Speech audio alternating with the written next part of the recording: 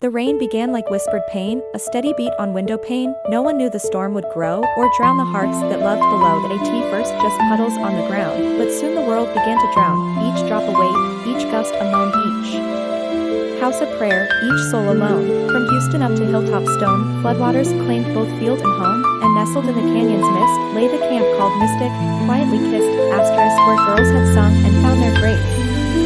The river now erased that place, the chapel roof was torn and cracked, and faith itself felt under attack. The Guadalupe wept with rage, tore down the cabins, page by page. The prayer logs floated out to sea, with childhood hopes and memory. The trees stood tall, but roots gave way, as if the earth had lost its say, and mystic songs were drowned in tears, by cries of girls, rising fears. The fire pit cold, the stars were gone, the night dragged out so cruel, so long, and every bunk held silent screams, where once there had been summer dreams. A counselor held 3 girls tight, as thunder cracked the dead of night. She smiled though her hands were shaking, her own heart quietly breaking. One girl had just lost both her shoes, another didn't know the news that home was gone, her dog was too, and no one knew what else she'd lose. The water crept through every crack, tore photos from the cabin racks.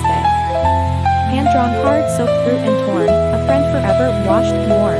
They huddled close on chapel floor, no laughter like the days before, just sobs that echoed off the beams of walls that once had held their dreams. The bells no longer dared to chime, the pulpit drowned beneath the grime, the altar candles lost their flame. But still the girls called out God's name, when the waters rose. A ballad of the 2025 Texas floods, and Camp Mystic. One girl knelt where pews once stood, and cried into the rising flood. She whispered, "Mama, make it stop," but silence was the only drop. The horses fled the paddock fast, their saddles ripped by nature's wrath. The barn doors slammed in muddy winds, and left behind small trembling limbs. The canoes were all set free to drift like leaves in endless sea. What once brought joy now served as boats to rescue girls in rain-soaked coats. The storm stole voices, stole their light, it painted day into the night, and every girl who once felt whole now searched the dark to find her soul. Some prayed out loud, some cried in sleep, some buried memories too deep, but every one of them would find a piece of loss left in her mind. The counselors were brave and bold, but deep inside they too grew cold, not from the storm but what it took, what Mystic lost beneath that brook. One girl wrote upon her hand, "My life was here, please understand." No journal left, no ink to pour, so she wrote truth in silent lore. The sun came up, but brought no cheer, just smoke and silence, wreck and fear. And where the flag once proudly flew, a single ribbon marked the blue. The cabins leaned like drunken ghosts. The river claimed what mattered most, the songs, the sisters.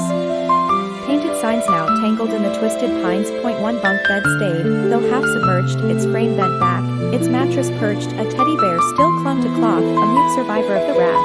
They gathered near the ruined fence and wept without their innocence, for something sacred slipped away. That flood-washed, wordless April day. The letters home now water-stained, with sentences the rain had named, but still some words refused to fall. "I miss you, Camp Mystic."